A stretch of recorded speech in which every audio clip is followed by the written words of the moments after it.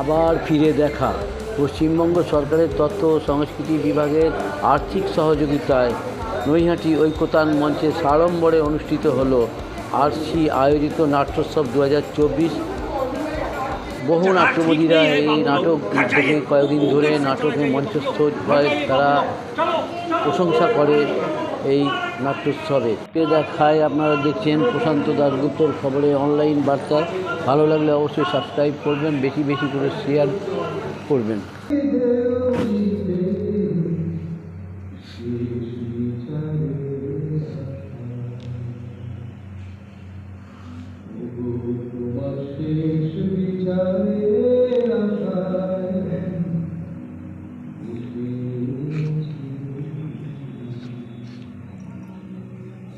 চোখে জমি পাওনা কি হায় হায় জীবনে বেচাকে না পেশায় কুম্ভ বলে বসে আছি শেষ বিচারে চিঠিয়ে আমার পাওনা দেনা তুমি ছাড়া কেউ জানে না, কি যে আমার পাওনা দেনা তুমি ছাড়া কেউ জানে না।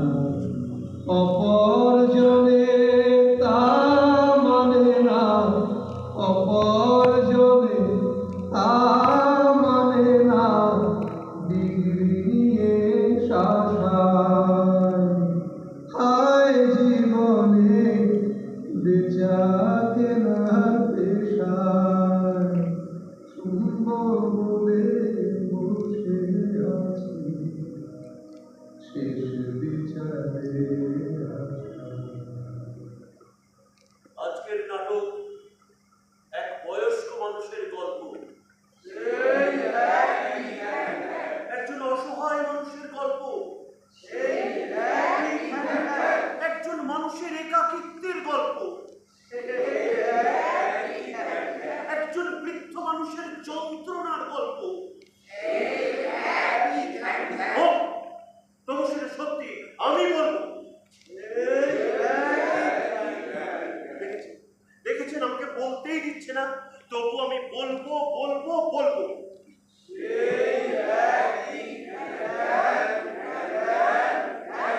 বেশ বেশ, আমি কিচ্ছু বলবো না, আমি চুপ করে থাকবো, আপনারাই বিচার করুন।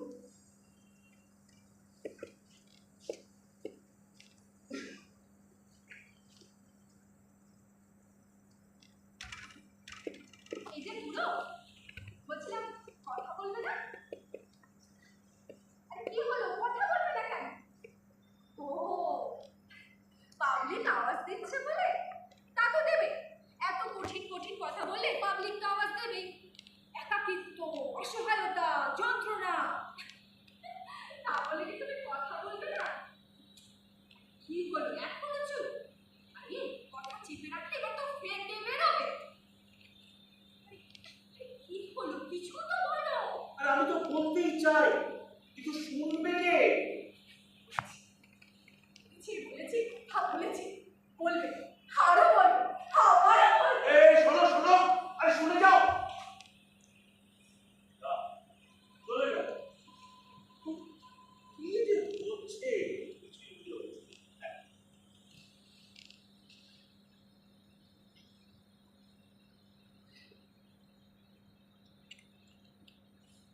এই যে রতন, তুই এখানে? হ্যাঁ দেখো, আমি তো তোকে খুঁজে খুঁজে বেড়াচ্ছি। মন করে বসে আছিস কেন? এই ওঠার জন্য মশা করছে।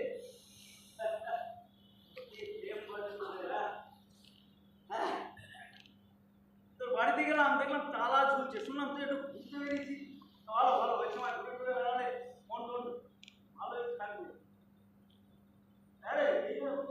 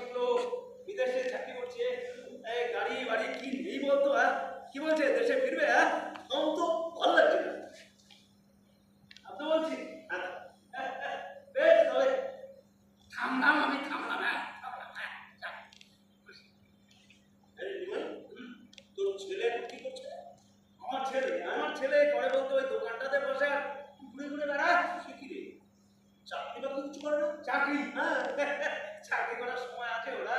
আরে ওই কতগুলো কত শিশুকে পড়াশোনা করায়, ওদের জামা কাপড় কিনে দেয়, আর একটা মোবাইল আছে বুঝলি, ওইটা বসেই চলছে। কি যে করে কার সঙ্গে কথা বলে কে জানে। তা তুইও তো কিছু বলতে পারিস। এ বাবা, আমি বলবো ওকে? হ্যাঁ বলবি। সংসারে এখন ওর শাসনই চলছে রে। হ্যাঁ, আমরা পুরোপুরি ওর শাসনে সমস্ত। এই মিষ্টি খাওয়া চলবে না বুঝলে, সুগার বেরো। না না না, এই তেলে ভাজা, না না না একদম ভাজা বুঝি। এই যে এখানে এসেছি, তাড়াতাড়ি ফিরতে হবে, এখানে চাচা জ্বালিয়ে দিল রে, জীবনটা একবারে জ্বালিয়ে দিল। দরগজা শৈশব টার্গেট বৈভব এভাবেই দিন যায় কেরিয়ার রচনা।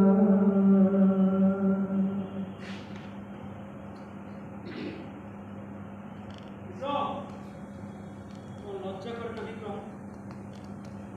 মা বাবা সন্তানের মঙ্গলের জন্য অনেক কিছু বলতে পারে, বলতে পারে। তোমার যখন কাণ্ড থাকে, কোনো দায়িত্ব থাকবে না, এত স্বার্থপর হবে তুমি। হুজুর, এই স্বার্থপর ছেলের বিরুদ্ধে আমার আর কিচ্ছু কিচ্ছু বলার নেই। দেশ আইন থাকলে এদের কঠিন শাস্তি হওয়ার দরকার ছিল। না না, আমি বুঝতে পারছি না আমি অন্যায়টা কোথায় করেছি। আমি রেগুলার টাকা পাঠিয়েছি, ইভেন মায়ের অসুস্থতার সময় আমি টাকা পাঠিয়েছি। আমাকে ছোটবেলা থেকে যা যা শেখানো হয়েছে আমি তো তাই তাই করেছি। Target, career, growth. এই ছেলের জন্য কি না করেছি। অসুস্থ হয়ে পড়লে সারা রাত জেগে থেকেছি আমি আর ওর মা। স্কুলের গেটের সামনে রোদে বৃষ্টিতে দাঁড়িয়ে থেকেছি ঘন্টার পর ঘন্টা।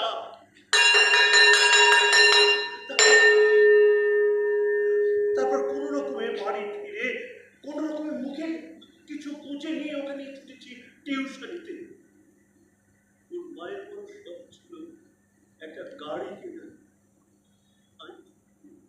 আমি কিনে দিতে পারিনি ওর কথা ভেবে। আমরা কোথাও বেড়াতে পর্যন্ত যেতে পারিনি শুধু ওর মুখের দিকে চেয়ে। আর ও এত বড় স্যাক্রিফাইসের কোনো মূল্যই দিল না। শুধু শুধু নিজের ক্যারিয়ারটাকে বড় করে দেখলো, শুধু নিজের নিজের ক্যারিয়ার। হুজুর, এই বয়স্ক মানুষের চোখের জলের দাম কে দেবে? কে দেবে বলুন? আর তোর যদি আপনার কিছু বলার থাকে আপনি বলুন। আচ্ছা রতন কাকা, আপনি এতক্ষণ যে স্যাক্রিফাইসের বড় লিস্টটা দিলেন সেটা আদৌ স্যাক্রিফাইস তো? তার মানে মানে স্যাক্রিফাইস কথার অর্থ তো জানি আমরা ত্যাগ। যে সত্যি সত্যি স্যাক্রিফাইস করে সে সেটার কথা মনে রাখে, ওর মনে রাখার দায়িত্ব তার যার জন্য স্যাক্রিফাইস করা। যদি কেউ নিজেই নিজের স্যাক্রিফাইসের কথা বলে তখন ধরে নিতে হয় সে তার বদলে কোনো এক প্রতিদান চাইছে। তখন আর সেটা স্যাক্রিফাইস থাকে না, সেটা হয়ে যায় এক প্রকারের ইনভেস্টমেন্ট। তো আপনার এই ইনভেস্টমেন্টের বদলে আপনি কি রিটার্ন চেয়েছিলেন কাকা? এনিওয়ে, তোর ছেলের জ্যাঠামো বলে বন্ধ করতে বল। আমি তো এক্ষুনি এখান থেকে চলে ঠিক যাবো। আছে শান্ত হ। আচ্ছা কাকা, সরি, আমি আর এরকম কথা বলছি। আচ্ছা বিক্রম, এবার তুই বল, তোর বাবা তো তোকে ছোটবেলা থেকে কেরিয়ারিস্ট করে তুলতে চেয়েছিল, তুই তাই হয়েছিস। আচ্ছা মনে করে দেখো, কখনো তোর বাবা মা তোকে বলেছিলেন কিনা তুমি এক ভালো মনের মানুষ হও, একজন একজন বড় মনের মানুষ হও, একজন বড় মনের মানুষ হও? মানে আমার বাবা যিনি তোর বিরুদ্ধে কথা বলছিলেন, তুমি কিন্তু আমাকে ছোটবেলা থেকে এই কথাই বলতে, তার সাথে এও বলতে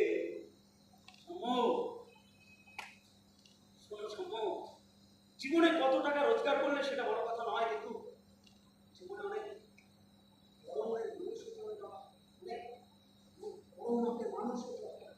আচ্ছা বিক্রম, তুই বল, তোর বাবা কখনো তোকে এরকম কথা বলেছিলেন কি? না, ঠিক মনে পড়ছে। তবে আশেপাশে বন্ধু বান্ধব আত্মীয় স্বজন মাঝে মধ্যে এরকম কথা বলতো জানিস, কিন্তু আমার বাবা মা সেগুলোকে গ্রাহ্যই করতেন না। অন দ্য আদার ওয়ে তারা বলতেন এসব বাজে কথায় কান দিও না। তাহলে রতন কাকা, আপনি যেরকমটা চেয়েছিলেন বিক্রম তো ঠিক সেরকমটাই হয়েছে। তাহলে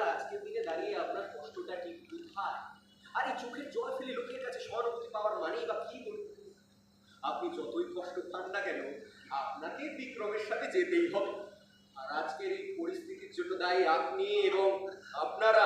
আমি আমি আর নিতে পারছি না ভাই, আমি আর নিতে পারছি না। আমাকে আমাকে তোরা ছেড়ে দে, আমাকে তোরা ছেড়ে দে please, please। বিচারটা কোনো শেষ হয়নি কাকা। আর আমার বিচারের দরকার নেই বাবা, আমি জানি কি হবে। আরে রতন, বিচারকের রায়টা শুনতেই পারতি না। বলে, ভাই, এরা এরা কেউ আমার পক্ষে রায় দেবে না, কেউ না, কেউ না। সবাই আমার দিকে আঙুল রাখবে, আঙুল। No, this is not sporting. এই দেখো, দেখ বয়স্ক মানুষের আমার এত বড় বড় কথা না বললেই পারতিস, হ্যাঁ? এই এই বিচারকদের কেউ আমাকে বলবে প্রতিক্রিয়াশীল, কেউ বলবে স্বার্থপর, কেউ বলবে শ্রেণী শত্রু। আর আর মজাটা কি জানিস বাবা, এরা হ্যাঁ এরা এরা এখান থেকে ঘরে ফিরে গিয়ে এদের ছেলে মেয়েদের সেই শিক্ষাটাই দেবে যে শিক্ষাটা দিয়ে আমি তোকে বড় করে তোলার চেষ্টা করছি। মুক্তি নেই, এখান থেকে বেরোনোর কোনো রাস্তা নেই। কিন্তু কাকা, সত্যি কি কোনো রাস্তা নেই? না, নেই। আচ্ছা সামো, তুমি বলো, এই নিয়ে তো কত থিয়েটার, সিনেমা, কত গান, গল্প, কত কবিতা, কত কিছু তৈরি হয়েছে তো, কিন্তু একজনও কি প্রভাবিত হতে পেরেছে? আমরা শুধু ইঁদুর দৌড়ে দৌড়াচ্ছি, ইঁদুর দৌড়, লাখ লাখ কোটি কোটি ইঁদুর। এখান থেকে বেরোনোর কোনো উপায় নেই। হাল ছেড়ে দিচ্ছেন কাকা। আপনার আপনার পিছনে থাকা এই গাছটিকে দেখুন।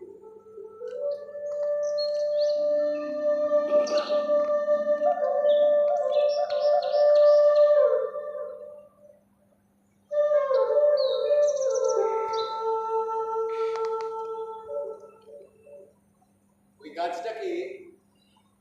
গাছটাকে মুড়িয়ে কেটে ফেলা হয়েছে, কিন্তু তাও তার ভিতর থেকে সবুজ পাতা বেরোচ্ছে। ওই গাছটা কিন্তু হাল ছাড়েনি কাকা। Stop it! তুমি সাহিত্যের কচকচানি গুলি থামাও, আর ভালো লাগছে না। কিরে বেটা, তোর সঙ্গে আমাকে যেতে হবে তো? হ্যাঁ, চল চল, আমি যাবো, আমি প্রস্তুত, যাবো, চল। বলছি দেখ, আমি না এখন এখান থেকে কোথাও যাচ্ছি না। তুমি একটু এদিকে এসো, তোমার সঙ্গে কিছু কথা আছে। কথা? আরে এখনো কি কথা বলার বাকি আছে রে বাবা? আমি তো বলছি আমি তোর সঙ্গে যাবো। আমি তো বলছি আমি এখন এখান থেকে যাচ্ছি না, তুমি একটু এদিকে এসো, কথা আছে। এই যে বুড়ো, এতক্ষণ তো অনেক ভ্যানতারা করলে, এবার যাও না, ছেলেটার কাছে যাও, ছেলেটা কি বলছে সেটা গিয়ে শোনো। বেশ তো, তুমি চলো, শুনবে। আমি গিয়ে শুনবো হ্যাঁ, শুনবে। না, মানে আমার আর কোনো কাজ নেই। এই বাংলাটাকে তুমি ঝামেলা করবে আর আমি দাঁড়িয়ে সেটা দেখবো। কি হলো, যা।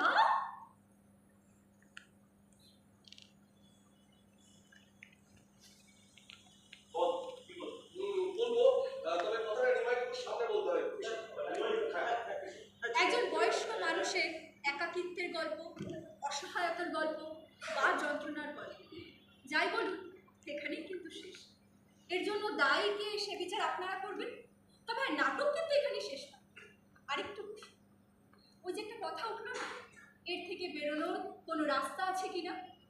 আসুন আমরা সবাই মিলে খুঁজে দেখি এর থেকে বেরোনোর সত্যিই কোনো রাস্তা আছে কিনা। ওদিকে বোধ হয় জরুরি কিছু সংলাপ হয়ে গেল। আসুন। আচ্ছা বিক্রম, তোমার মনে যদি এটাই ছিল তাহলে তুমি সে কথা আমাদের আগেই জানাতে পারতে নাকি? হ্যাঁ তুমি বল, তুমি শুনলে কোথায়? হ্যাঁ, রতন কাকা তো কর্পোরেট করে গালাগালি দিয়ে গেল। তা তুমি বিচার করে চেঁচিয়ে গেলে। তাছাড়া আমাদের কিছু জানার ছিল, বোঝার ছিল এবং বলারও ছিল। জানা বোঝা বলা সব হয়েছে তো? হ্যাঁ রতন, এবারে তুই খুশি তো নাকি? হ্যাঁ, আমার কিছু জানার আছে। আচ্ছা, তুই যে দাদু ভাইকে আর বৌমাকে নিয়ে ওদেশ থেকে পাকাপাকি ভাবে এদেশে চলে আসছিস, আমাদের বাড়িতেই থাকতো? আর কোথায় যাবো বাবা? তুমি থাকতে দিলে তোমার ওখানে গিয়েই থাকবো। তুই কি নতুন কোনো চাকরি পেয়েছিস? না, এখনো পাইনি, তবে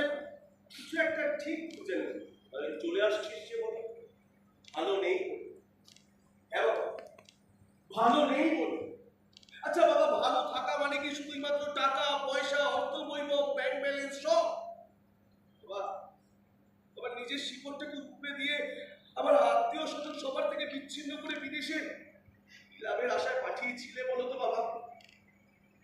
ওখানে রাত্রিবেলা ওই সন্তানটার বুকের দিকে তাকাতে পারতাম না, ভয়ে শিউরে উঠতাম। আমি তো আমার সন্তানদের ওই কর্পোরেট ওয়ার্ল্ডের মানি আর্নিং মেশিন তৈরি করতে চাই না বাবা। সে কারণে আমি বিদেশ থেকে এখানে চলে আসছি। আচ্ছা, আমাদের এখানে কিছু কাজও আছে, কিন্তু কিন্তু আমার কাছে বিষয়টা পরিষ্কার হচ্ছে না। আচ্ছা আচ্ছা, তোরা ঠিক কি বলতে চাইছিস বল? ওই যে আপনি বললেন লাখ লাখ কোটি কোটি যুদ্ধের মধ্যে থেকে বেরিয়ে এসে উল্টো দিকের রাস্তা খোঁজাই তো আমাদের কাজ। চুপ কর চুপ কর। আধুনিক কবিতা হেয়ালি না করে যা বলতে হয় স্পষ্ট ভাষায় বলো।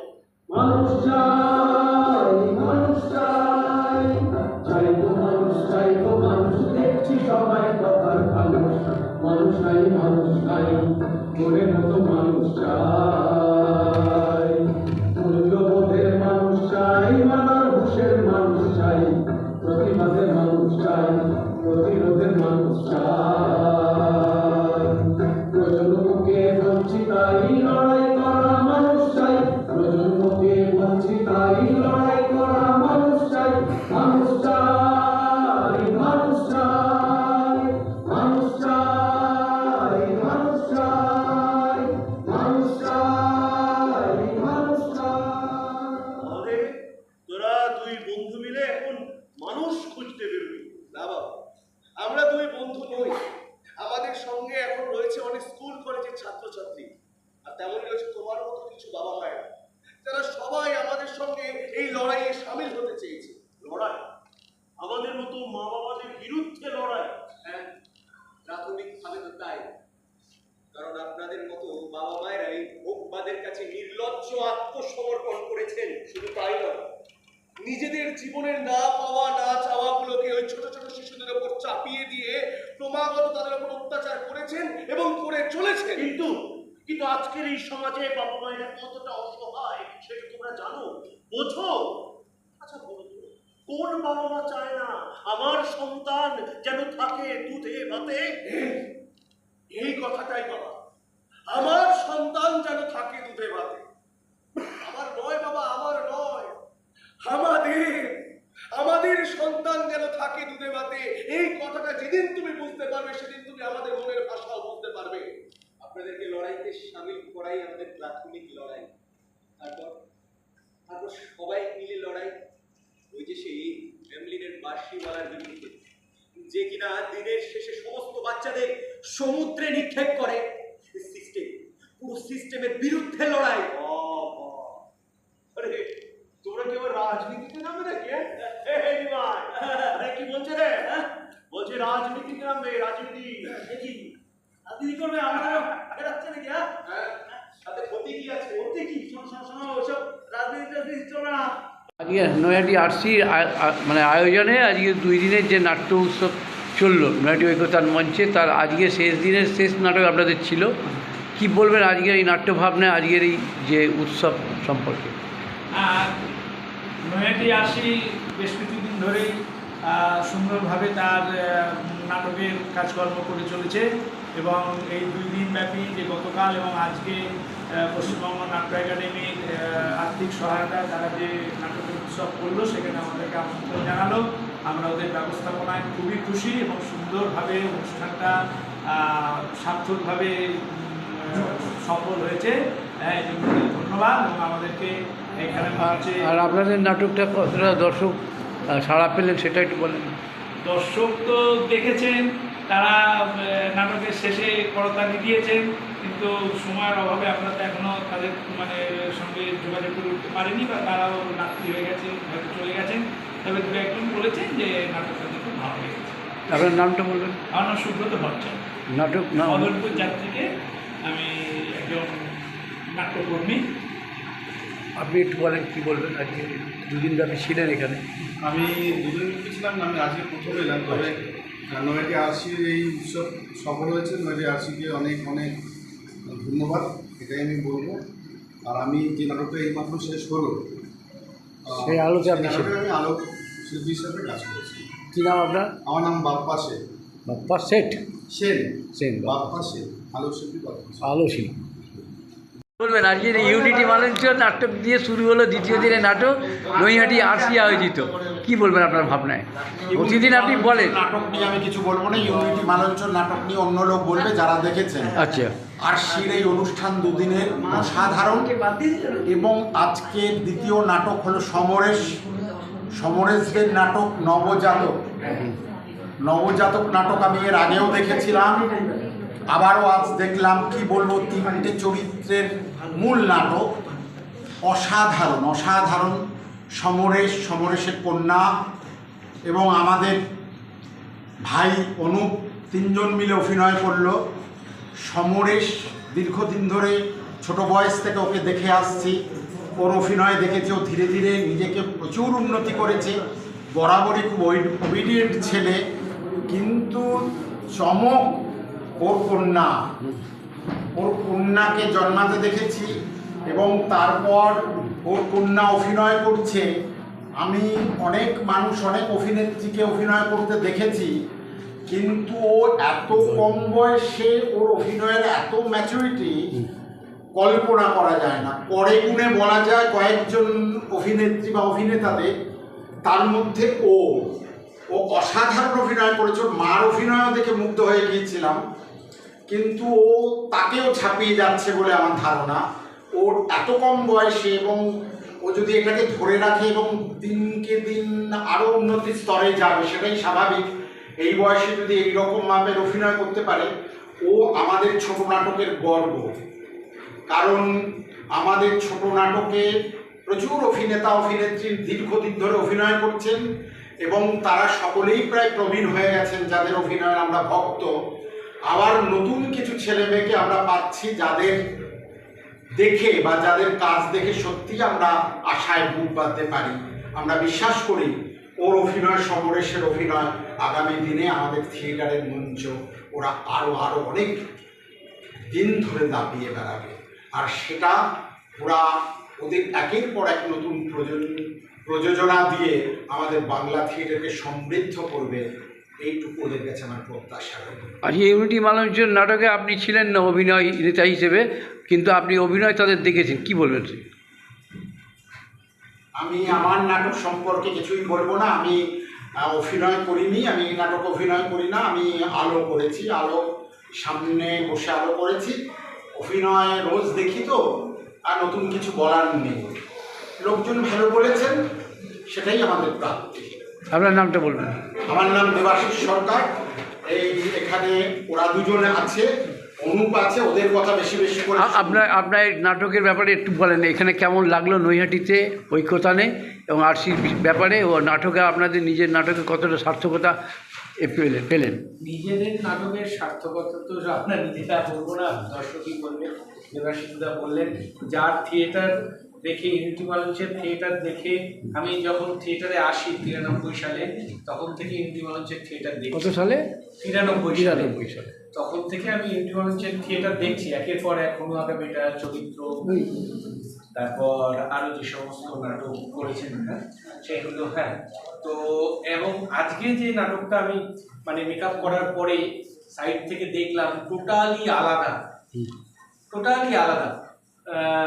এবং একটা অন্যরকম স্বাদ পেলাম ডিরেকশনে, যে ডায়লগ হচ্ছে, সিন আসছে, তার মধ্যে থেকে পরবর্তী সিনে চলে যাচ্ছে, প্রপস চেঞ্জ হয়ে যাচ্ছে, এবং সেটা লাইটের মধ্যে থেকেই আমরা যেরকম অনেক সময় অন্ধকার করে রাখি, এই যে খেলা, এই নিত্য নতুন যে ডিরেকশনের খেলা দেবাশিসদা করছেন, সেই 93 সাল থেকে দেখে যাচ্ছে। আজকেও দেবাশিসদার কাছে একটা নতুনভাবে এটা পেলাম। তারপর বাবলুদা তো রয়েইছে। বাবলুদার একটু স্টেজে বাবলুদার যে গান, সোলো পারফরমেন্সের গান, সেটা আমরা মিস করলাম। কিন্তু বাবলুদা গিয়েছেন, সঙ্গে ট্র্যাকের সঙ্গেও গিয়েছেন, বাবলুদা আছেন। তো এরা আমাদের চলার পাথেও, এদেরকে দেখে থিয়েটার করছি, এখনো পর্যন্ত করতে পারছি অনেক প্রতিকূলতার মধ্যেও। তো বাবলুদা, দেবাশিসদা, এদিকে আমাদের শান্তনুদা, এরা যে রয়েছে তাদেরকে দেখে সত্যিই চলার সাহস পাই, এই যে জেলার থিয়েটারে চলার সাহস পাই এদেরকে দেখেই আর কি, যে এরা এখনো প্রথম দিন থেকে এখনো পর্যন্ত মানে একই পথে তারা তাদের থিয়েটারটাই করে যাচ্ছে আর কি। আর নিজেদের প্রোডাকশন সম্পর্কে বললাম যে দর্শকরা বলবেন, আপনারা বলবেন। আর নৈহাটি আরসির আহ্বানে আমরা প্রথম বছর আসতে পেরে নিজেদেরকে সত্যি খুব ভালো লাগছে। এবং নৈহাটিতে এর আগে ইউনিটি মঞ্চের আহ্বানে এসেছিলাম আমাদের দখলনামা নিয়ে, তারপরে নৈহাটি সময় 1400 আহ্বানে, অলোকদার আহ্বানে এসেছিলাম সত্যি গল্প নিয়ে, আর এবারে নৈহাটি আরসির আহ্বানে এলাম আমাদের নবজাতক নিয়ে। নৈহাটি একটা থিয়েটারের জায়গা হয়ে উঠেছে, আগেও ছিল, এখনো আছে। আরও বেশি বেশি করে থিয়েটার মানুষ আসুক, থিয়েটার দেখুক। এই যা আজকে দর্শক দেখে কি মনে হলো আপনাদের? আজকে দর্শক ভালোই ছিল, অনেক ভালো দর্শক, মানে আমাদের জেলার থিয়েটারে যে এত দর্শক আসেন সেটাই মানে খুবই ভালো লাগার বিষয়। কারণ আমাদের কলকাতায় তো এই দর্শকও পাই না আমরা থিয়েটার করতে গেলে, কিন্তু ঐক্যতান মঞ্চে আজকে যা দর্শক পেলাম এবং চারিদিকের যা অবস্থা, সেই অবস্থা থেকে এত সংখ্যক দর্শক পাওয়া সত্যি মানে ভালো লাগার বিষয়, গর্বের বিষয়। আপনার নামটা? আমার নাম সমরেশ বসু। আচ্ছা, আমি একটু জেনে নেব, অভিনেত্রী এত সুন্দর মায়ের অভিনয় কি করে করলেন বলে? এগুলো তো অনুভবের বিষয়, আলাদা করে বলা যায় কিভাবে করলাম সবই আমার বাবা সমরেশ বসু আমাকে যেরকমভাবে বলেছেন সেটা তো নিজে হাতে তৈরি করেছেন। তার ফল হয়তো ফসল হিসেবে এখন আপনারা দেখতে পাচ্ছেন। আপনাদের আপনি নিজেই বললেন যে সুন্দর অভিনয়, আপনার সেটা মনে হয়েছে, আমি বুঝতে পারছি না আপনাদের না, সকলে বলছে যে এত সুন্দর অভিনয় করেছে, সেটাই কথা তুলে ধরে। অভিমতই আমাদের পাথেয়, এইটাই আমাদের এই এত বছরের থিয়েটার জীবনে এটাই আমাদের প্রাপ্য। আপনারা যেটা বলবেন। আপনার নাম? আমার নাম ঋত্বিকা বসু। বলছি যে আজকে 2 দিন ব্যাপী যে নৈহাটি ঐক্যতান মঞ্চে নৈহাটি আরসি আয়োজিত যে নাট্য উৎসব মঞ্চস্থ হলো, বিভিন্ন দল বিভিন্ন জায়গা থেকে তারা এসে নাটক মঞ্চস্থ করেছে। তা অনেক অতিথিরাও এসেছিলেন, অনেক নাট্য ব্যক্তিত্বও ছিলেন, তারা নাটক দর্শন করেছেন এবং অনেক প্রশংসাও করেছেন। ভিড়ও ছিল, বেশ ভালোই দর্শক ছিল। কি বলবেন এই আপনাদের এই আরসি নাট্যের বিষয়ে? 2 দিন ব্যাপী আমাদের যে নাট্যোৎসব ছিল নৈহাটি আরসি, তাতে নৈহাটি আরসির প্রথম দিনে দ্বিতীয় দর্শনে একটি প্রযোজনা ছিল যেটি দাহ, আর বাকি 5টি আমন্ত্রিত দল যারা আমাদের বন্ধু দল, আমাদের সাথে একসাথে কাজ করি আমরা থিয়েটার কর্মী হিসেবে। তো তারা প্রত্যেকে এসে এখানে অভিনয় করেছে এবং এমন একটা পরিস্থিতির মধ্যে দিয়ে আমরা এই সময়টা যাচ্ছি যে সময়ে পশ্চিমবঙ্গের সমস্ত কিছু রাজনৈতিক অবস্থা এবং মানুষের মানসিক পরিস্থিতি ভীষণ টালমাটাল অবস্থায় রয়েছে। এবং সেই জায়গাতে দাঁড়িয়েও নৈহাটির মানুষ, নৈহাটির দর্শক, যারা থিয়েটার প্রেমিক, তারা প্রত্যেকে এসেছিলেন এবং সন্ধ্যে থেকে বসে আমাদের শেষ পর্যন্ত 2 দিন ব্যাপী যে নাট্য উৎসব, তাতে একদম শেষ নাটক মানে আজকে শেষ হয়েছে আমাদের নাট্য উৎসব। এখনো পর্যন্ত অডিয়েন্সের চোখে পড়ার মতো ভিড় ছিল। আমি সকলের কাছে কতটা সার্থকতা পেলেন এবছরের আপনার বার্ষিক নাট্য উৎসব? সার্থকতা পেলাম বলতে অনেক মানুষ যারা এসছেন, আমাদের মধ্যে আজকে উপস্থিত ছিলেন রবীন্দ্রনাথের প্রফেসর শান্তনু দাস। তো আমরা ভীষণ আনন্দিত। এবং আমাদের এখানকার যাত্রীকে দীপুদা ছিলেন, অনেক বয়োজ্যেষ্ঠ প্রবীণ অভিনেতা, তিনি ছিলেন। দেবাশিস সরকার মতো দেবাশিসদার হালিশহর ইউনিটি মঞ্চ নাটক ছিল। তো সবাই মিলিয়ে আমরা ভীষণভাবে আনন্দ উপভোগ করেছি এই 2 দিন ধরে। এবং আমার মনে হয় নৈহাটির মানুষ সেই সাহসটা দিয়েছে আমাদের এই আনন্দ উপভোগ করবার জন্য, তাই নৈহাটির মানুষের কাছে আমরা কৃতজ্ঞ। নাট্যমতীদের কি বার্তা দেবেন এই মঞ্চ থেকে আজকে? নাট্যময়ী দর্শকদের এই বার্তা দেবেন যে আপনারা নাটক দেখতে আসুন, নাটকের সাথে থাকুন, নাটকের পাশে থাকুন এবং প্রত্যেকে যারা যারা নাটক করতে আসছে, যে সমস্ত দল তারা যে ধরনের টিকিট করেন বা যাই করেন সেটা একটুখানি পারলে সংগ্রহ করবেন, তাদেরকে একটু সহযোগিতা করবেন। এটুকুই। থিয়েটারের পাশে থাকুন, সুস্থ থাকুন, ভালো থাকুন। আপনার নামটা? আমার নাম কৌশিক গোস্বামী। নাট্য সংস্থার কি পদ পোস্টে আছেন? আমি নৈহাটি আশ্রিত পরিচালক কৌশিক গোস্বামী। ধন্যবাদ।